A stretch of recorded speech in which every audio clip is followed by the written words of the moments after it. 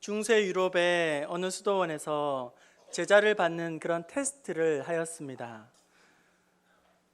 수도원에 지원만 하면 받아주는 것이 아닙니다. 수도원은 대단히 엄격한 규율을 지켜야 하기 때문에 아무나 받아주는 것이 아닙니다. 제자를 받기 위한 뽑는 첫 번째 관문이 있습니다. 그것은 바로 밭에 가서 배추를 심는 것입니다. 당시의 수도원에서 이 일상 중에는 노동이 차지하는 비중이 아주 많습니다. 이렇게 노동을 하는 이유는 자급자족을 해야 하기도 때문이기도 하지만 이 노동을 통해서 수행을 하고 우리 예수를 알아가는 그런 중요한 과정의 일환이기도 때문입니다. 그래서 이제 제자가 되기 위해서 오게 되면 틀림없이 테스트를 거치게 되는데, 제자가 되기 위해서 수도원에 2명의 젊은이들이 사람이 지원하였습니다. 그리고 수도 원장은 이 2명을 데리고 밭으로 나갔습니다. 그리고 수도 원장이 이렇게 말했습니다. 좀 이상한 그런 요구를 한 것이죠. 작은 배추 포기를 주면서 이 배추를 거꾸로 심으라는 거예요. 뿌리가 하늘로 가게 그렇게 심으라는 겁니다. 좀 이상하고 황당한 요구를 하게 된 것이죠. 만약에 여러분이 지원자라고 한다면 수도 원장이 배추 작은 포기를 주면서 뿌리가 하늘로 가게 심으라고 한다면 여러분 어떻게 하시겠습니까?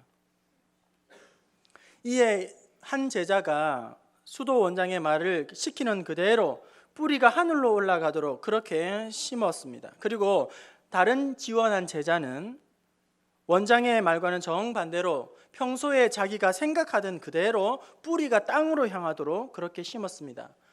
이에 수도원 원장은 2 사람을 보면서 전자는 제자로 받아들이고 후자는 집으로 돌려보냈습니다. 그리고 후자가 집으로 돌아가야 할 이유에 대해서 이렇게 이야기했습니다.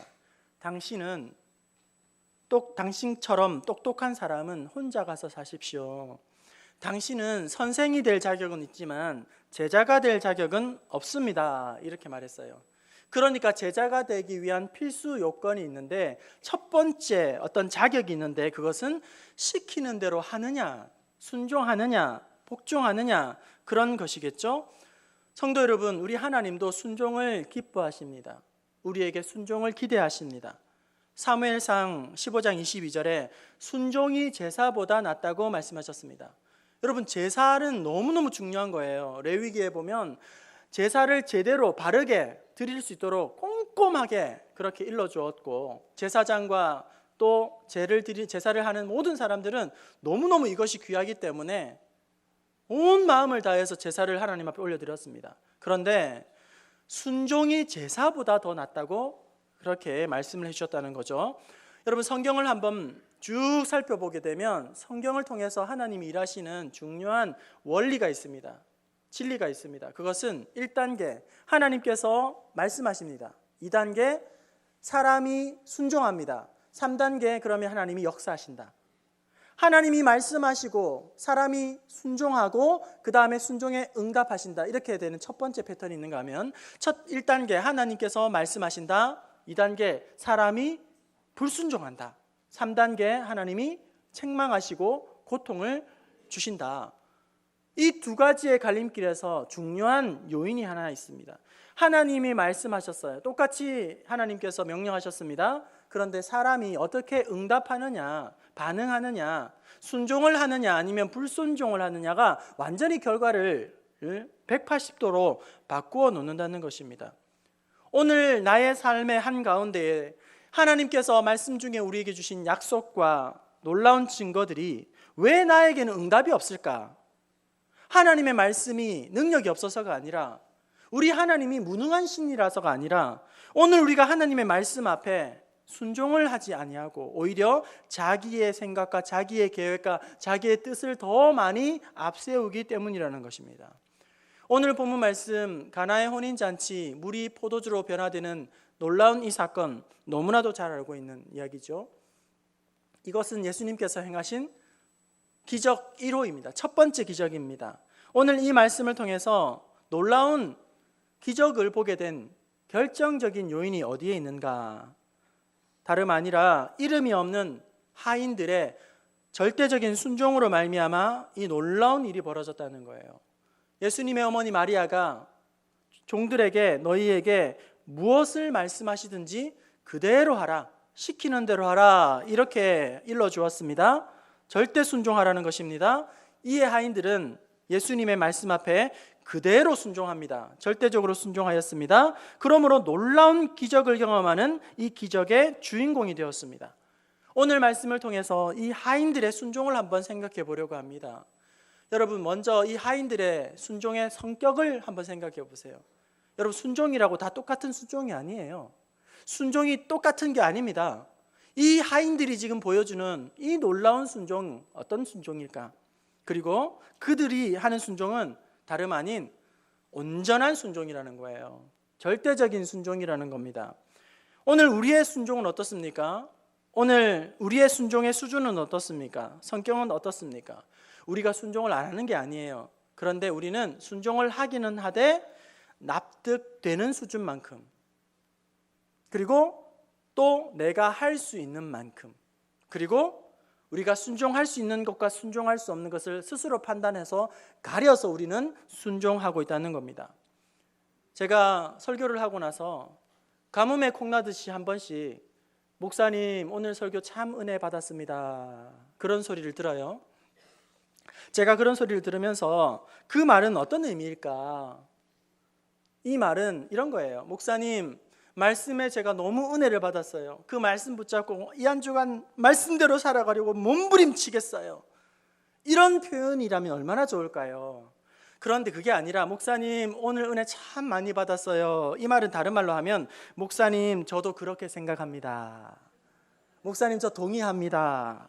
목사님 저는 그 정도는 할 수 있을 것 같아요. 목사님 저 지금 그렇게 살고 있어요. 이렇게 생각을 한다는 거예요. 그래서 그런 이야기를 하면 고개를 끄덕끄덕하면서 아멘 이렇게 하죠.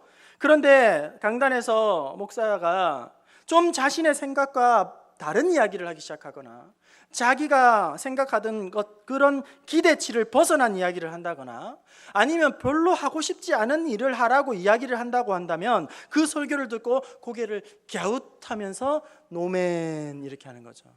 저는 안 해요. 그렇게 하는 거예요. 여러분, 우리가 어떻게 순종합니까? 순종을 안 하는 게 아니에요. 하지만 납득되는 수준에서 순종을 하는 거예요. 그리고 내가 할 수 있는 만큼만 순종하는 거죠. 그리고 가려서 순종하는 겁니다. 여러분, 순종은 이런 것은 진짜 순종이 아니에요. 내가 할 수 없다고 생각했던 그것 하나님 앞에 내려놓으면 그게 진짜 순종이 되는 거예요. 내가 포기할 수 없어서 그걸 끌어안고 부들부들 하던 것, 하나님 이제는 내가 그것을 하나님 앞에 내어드립니다. 그렇게 내어드리는 것, 그게 진짜 순종이고 응답받는 순종이라는 것입니다. 오늘 우리 안에서 물이 포도주가 되는 기적을 경험하지 못하는 결정적인 이유는 순종이 없어서가 아니라 우리는 적당하게 순종하고 있다는 거예요. 그리고 순종해야 할 것과 하지 말아야 할 것을 스스로 분리해서 가려서 순종하기 때문이라는 것입니다. 여러분, 오늘 놀라운 은혜를 경험한 이 하인들의 순종이 어떤 순종일까요? 6절과 7절 말씀 우리 함께 읽어봅시다. 오늘 이 하인들의 순종은 어떤 순종인지 봅시다. 함께요. 시작. 정결 예식을 따라 두세 통 드는 동아리 6이 놓였는지라. 예수께서 그들에게 이르시되 항아리에 물을 채우라 하신즉 아기까지 채우니라. 네. 물 항아리에다가 우리 예수님께서 물을 채우라 하신즉 그들이 그대로 순종을 하죠. 즉시로 물을 채우게 됩니다.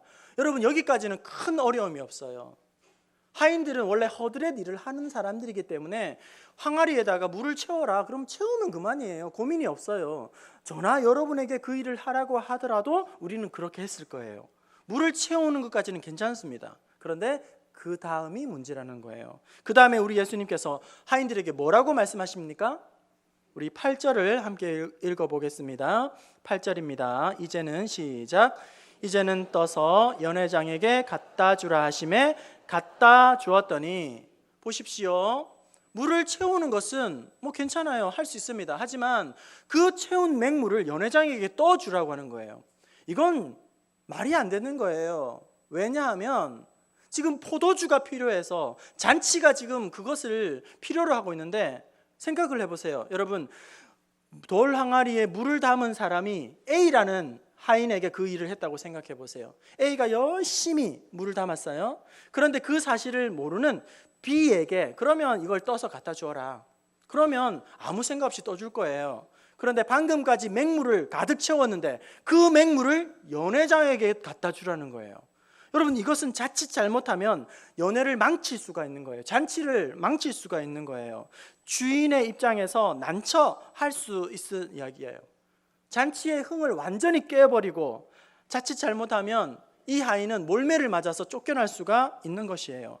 그런데도 이 말도 안 되는 명령 앞에서 이 하인들은 방금 전까지 맹물을 직접 그들이 부었는데 그 맹물을 떠서 연회장에게 갖다 주고 그것을 잔치에 내어놓아야 한다는 이 사실 앞에 그럼에도 불구하고 이 하인들은 시키는 대로 그대로 순종하고 있다는 것입니다.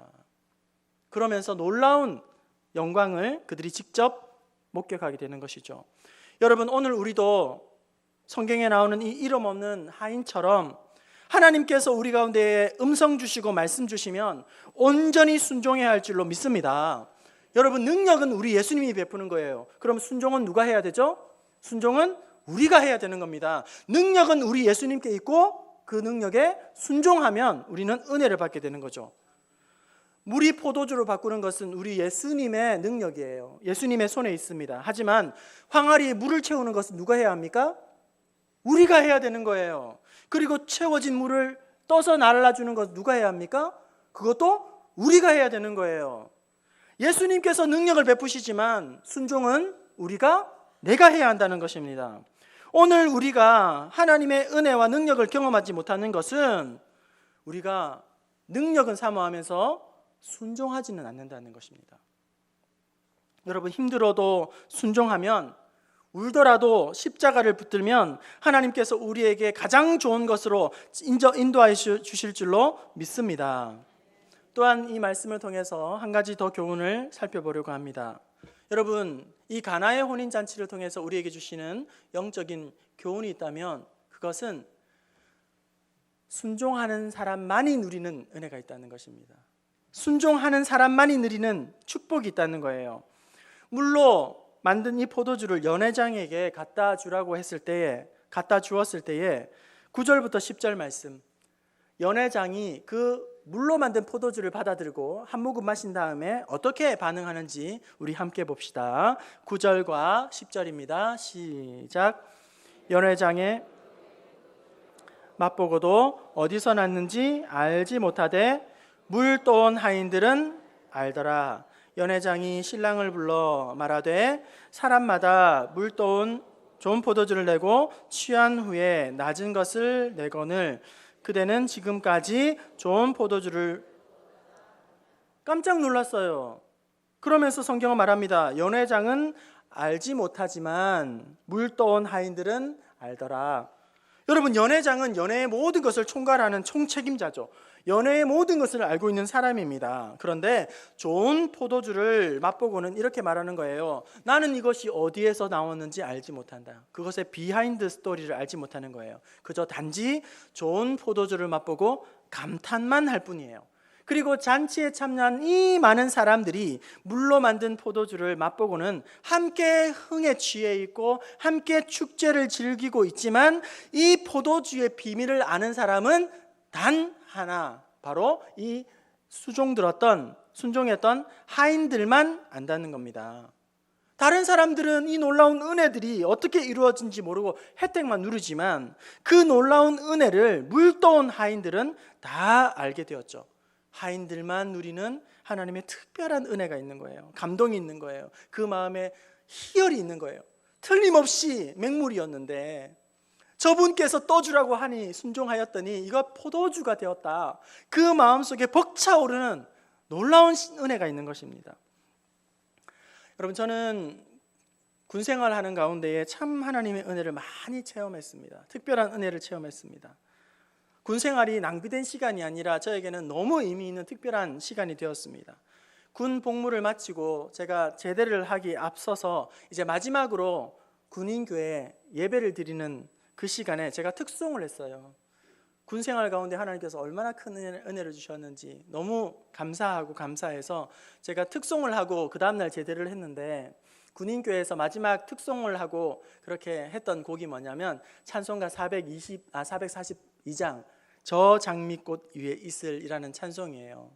늘 때때마다 저는 이 찬송을 품고 제대하는 그 마지막 예배에 이 찬송으로 특송을 하리라 그런 생각을 했어요. 그리고 이 찬송의 가사로 그 은혜를 고백하고 싶었습니다. 이 찬송 저 장미꽃 위에 있을 마지막 후렴이 여러분 이런 것이죠. 주가 나와 동행을 하면서 나를 친구 삼으셨네. 우리 서로 받은 그 기쁨을 알 사람이 없도다. 은혜를 받았는데 그것을 어떻게 알겠는가? 어떻게 알겠는가? 말로 다 설명할 수 없지 않겠는가? 제가 그렇게 하고 마무리를 짓고 제대를 했는데요. 사랑하는 성도 여러분, 교회 안에는 여러 헌신의 자리가 있습니다. 섬김의 자리가 있습니다. 봉사의 자리가 있습니다. 오늘 우리가 이렇게 편하게 3부 예배를 드리는 이유도 보이지 않는 곳에서 방송실이라든지 교회 안팎에서 많은 수고의 헌신이 있기 때문에 우리가 오늘 이렇게 편안하게 예배를 드리고 있는 것이겠죠? 그런데 여러분, 이에 반해서 죄송합니다만 이 예배에 그저 손님 성도가 있다는 거예요. 그저 구경꾼처럼 손님처럼 왔다 가시는 그런 성도님들도 있다는 것입니다. 미안하지만 여러분, 그런 분들은 신앙의 참맛을 알기가 참 쉽지 않겠다. 신앙의 즐거움과 유익과 하나님께서 주시는 꿀맛 같은 은혜를 설명을 해도 그것이 잘 마음에 와닿지 않고 느껴지지 않고 감을 느끼지 않고, 왜냐하면 그 섬김의 한가운데에 들어가 본 적이 없으니까. 그 은혜의 한가운데로, 은혜의 자리로, 헌신의 자리로, 섬김의 자리로 그 한가운데에 성령의 파도를 타야 되는데 그 은혜의 자리에 들어가 본 경험한 적이 없으니까 참 깊이를 알 수가 없을 것 같다. 저는 대학생 때에 필리핀 단기 선교를 갔을 때에 이런 일이 있었습니다. 지금 우리 부평중앙교회는 제가 부임하고 나서 해마다 선교팀을 해외에 파송을 하죠. 그런데 제가 대학생 때 그 교회는 오랜 시간이 지났지만 해외 단기 선교를 한 번도 가본 적이 없어요. 저희들이 이제 대학생들이 한번 가자 해가지고 필리핀으로 선교를 가게 되었었는데 열심히 준비했습니다. 대학생들 너무 가난한 친구들이 많아가지고요. 또 생활비 보내오면 그것 쪼개가지고 아끼고, 또 학교에 식권 쪼개서 아끼고, 그 다음에 남자 우리 형제들은 일용직 알바 노가다 뛰면서 그렇게 자기의 경비 보태고, 또 자매들은 부족한 애들 채워주고 서로 이렇게 그러면서 기도하면서 단기 선교를 열심히 준비했어요. 그렇게 준비하는데 이런 소리가 들려오더라고요. 어떤 소리냐면 우리나라에도 아직 전도할 사람들이 우리나라에는 없어서 해외 가냐 이렇게 물어보는 거예요. 그리고 북한의 동포들은 지금도 굶어 죽어가고 있는데 그 많은 돈이 썩었냐? 해외 가가지고 그 많은 돈을, 우리나라에도 아직도 복음 전해야 될 많은 사람이 있는데 왜 해외까지 와서 그렇게 꼭 복음 전해야 되냐? 그런 소리를 듣는데 제 순수한 어린 마음에 그게 얼마나 상심이 되고 실망이 되는지 몰라요. 그래서 그런 분들은 좀 도와주지는 못할 망정 가만히 좀 있으시면 좋겠다. 그래요. 그래가지고 어떻게 해서 그렇게 끙끙 앓고 준비해서 선교를 가서 정말 멋지게 사역을 했죠. 꿈과 같은 그런 사역을 하고 크신 은혜를 끌어안고 정말 하나님 은혜 감사합니다. 이런 선물을 저의 청년의 때에 주셨군요. 진짜 청년의 때에 이 선교 안 가보면 어떻게 신앙생활 하겠는가 막 그러면서 감격해서 왔어요. 그렇게 시간이 흘러서 제가 교육자가 되었잖아요.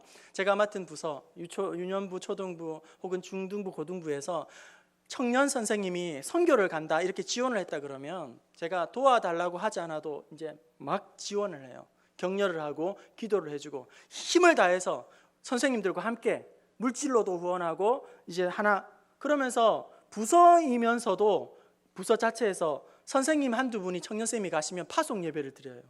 파송 예배 드리고 갔다 오면 파송 보고받고 이제 그렇게 해서 이 청년의 때에 선교하는 것이 얼마나 귀한지를 제가 직접 체험했기 때문에 지원하는 일에 제가 마음을 쏟고 목회를 하면서도 이 사역에 우리 청년들이 동참해야 한다. 교회가 동참해야 한다. 그런 마음을 끌어안고 이 일을 끝까지 감당하기를 원하는데 가만히 생각해 보면 왜 선교를 하는 이 좋은 일에 뭐 돈이 썩었느냐, 북한에 굶어 죽는다, 해외까지 전도를 해야 되냐, 우리나라에도 아직 전도 바치다, 막 이런 왜 김 빠지는 소리, 초 치는 소리, 맥 빠지는 소리를 하실까 생각해 보니까 그분들이 선교를 마음에 품어본 적이 없는 분들. 그러니까 선교지를 품어본 적이 없는 거예요.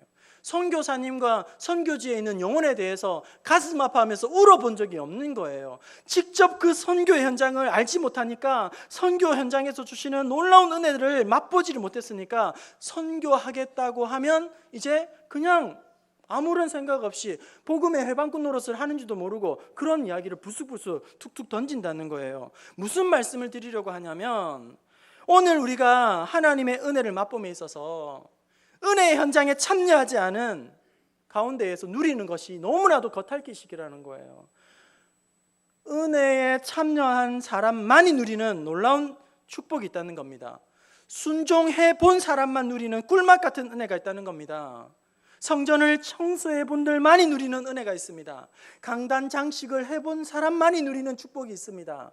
찬양을 해본 사람분들, 교사를 해본 분들, 전도에 참석해 본들, 주방 봉사를 하신 분들만이 누리는 그런 은혜가 있다는 거예요. 그냥 우리는 내려가서 식사하면서 뭐 짜니, 싱거우니, 반찬이 이 모양이니 이렇게 불평을 하지만 봉사에 직접 참여하신 분들만이 누리는 놀라운 은혜가 있다는 겁니다. 여러분 어떤 분들은 손을 들어서 하나님 앞에 찬양합시다. 그러면 죽어도 안 되는 그런 분이 있어요. 뜨겁게 하나님 간절한 마음으로 우리 부르짖어서 합심하여 하나님께 기도합시다. 그러면 입을 꼭 다물고 죽어도 그렇게 기도. 하나님이 기먹으리냐? 그렇게 꼭 고래고래 소리 질러야 우리 하나님이 응답해 주신다더냐? 목이 아파서 못하겠다. 오히려 통성기도 하자고 하면 그 시간이 불편해서 빨리 자리를 뜨는 그런 분들이 있습니다. 여러분 손 들고 찬양합시다 이러면 손 들고 찬양 한번 해보세요. 박수 치면서 기도하면서 찬양 한번 해보세요. 여러분 뜨겁게 부르짖으라고 할 때에 목 성대 아끼지 말고 뜨겁게 한번 부르짖어 기도해 보세요. 그러면 여러분 마음이 심장이 뜨거워집니다. 하나님께서 주시는 은혜가 있습니다. 계시록 1장 3절 우리 함께 읽어볼까요? 계시록 1장 3절 함께 읽습니다. 시작. 이 예언의 말씀을 읽는 자와 듣는 자와 그 가운데에 기록된 것을 지키는 자는 복이 있나니 때가 가까움이라. 여러분 하나님의 말씀 어떤 자에게 복이 있는가? 읽는 자와 듣는 자와 그 말씀이 기록된 것을 어떻게 해요? 지키는 자들이 복이 있다 이렇게 말씀합니다. 오늘 우리의 신앙에 크고 작은 변화가 왜 없는가? 응답이 왜 없는가? 우리의 인격과 기질은 왜 이렇게 바뀌지 않는가? 나의 타고난 천성이니까요. 여러분 주님 앞에 서서도 하나님, 주님 저는 천성이 원래 이렇기 때문에 저는 안 바뀔 겁니다. 저에게 뭐 말씀하지 마세요. 저는 팔자가 원래 이렇습니다. 여러분 그렇게 변명하시겠습니까? 그게 아니죠. 오늘 우리가 크신 은혜와 변화와 간증, 거리가 없는 이유는 말씀을 듣기는 듣지만 우리가 순종을 하지 않기 때문에. 순종을 하긴 하지만 우리가 적당하게 순종하고 적당하게 가려서 순종하기 때문에 우리가 말씀은 많이 듣지만 그것이 머리로만 예수 믿기 때문에 그렇게 우리의 삶에는 변화가 없는 거예요. 변화가 없이 굳어져만 가는 거예요. 제가 신앙생활하면서 목회하면서 참 같이 하기 어려운 분이 있어요. 함께 동력하기가 어려운 분이 있습니다. 그런 분들 중에 한 부류가 어떤 분들이냐면 죄송합니다만 전공자들이에요. 이 전공자들과 함께 뭔가를 함께 한다는 것은 대단히 어렵습니다. 여러분, 전공자들이 얼마나 필요합니까? 굉장히 요긴한 분들이에요. 뭐 찬양을, 악기를, 가르치는 은사를, 다양한 전공이 있잖아요. 그런 전공자들이 교회 안에 많이 들어와야죠. 그리고 그 풍성한 은혜를, 사랑을, 은사를 흘려보내야겠죠. 그런데 어떤 분들은 자기의 이 전공을 하면서 이게 하기 힘든 이유가, 예를 들면 이런 거예요. 찬양 인도하는 교육자가 찬양 인도를 할 때에 전공자들은 그게 마음에 안 드는 거예요. 그러면서 훈계를 하게 되든지 아니면 은근히 무시를 하게 되든지 자기 주장을 하게 되는 거예요. 각 분야의 전공자가 너무 필요한데 그 전공자들이 자기가 너무너무 많이 알고 있기 때문에 그것을 또 다른 사람들에게 좀 더 높은 위치에 서서 가르치려고 한다는 말이죠. 연합하기 힘들어요. 오늘 우리가 왜 하나님의 은혜와 능력을 맛보지 못하는가? 하나님보다 자기 주장이 너무 강하기 때문이에요. 하나님보다 자기 생각이 더 크기 때문이에요. 하나님은 이렇게 말씀하시는데, 우리 주님은 이렇게 하라고 말씀하시는데 자기는 생각해 보니까 그게 아니에요. 그게 아닌 거예요. 그래서 그렇게 하고 싶지가 않은 거예요. 오히려 자기가 더 뛰어나고 대단하기 때문에 말씀에 순종할 수가 없는 것이겠죠. 여러분, 하나님의 말씀에는 놀라운 은혜와 능력이 있는 줄로 믿습니다. 하나님의 말씀에는 능력이 있습니다. 기적이 있습니다. 변화가 있습니다. 치료하는 능력이 있습니다. 그 말씀에 역사가 일어납니다. 하지만 여러분, 순종하는 사람에게만 그 능력이 나타나게 되는 거죠. 순종하는 사람만 누리는 꿀맛 같은 은혜가 있는 것입니다.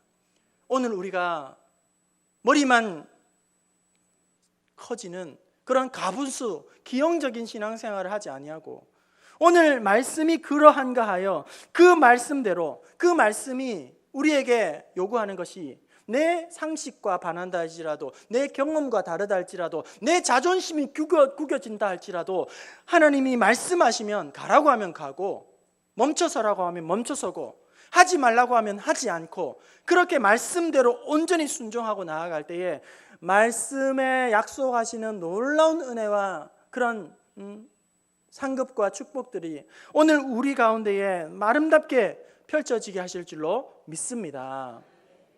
생각을, 그리고 우리의 개념을, 경험을, 이해를 넘어 하나님의 말씀에 온전히 순종함으로 말미암아 놀라운 은혜들을 맛보고 누리는 저와 여러분 될 수 있기를 주님의 이름으로 축원합니다.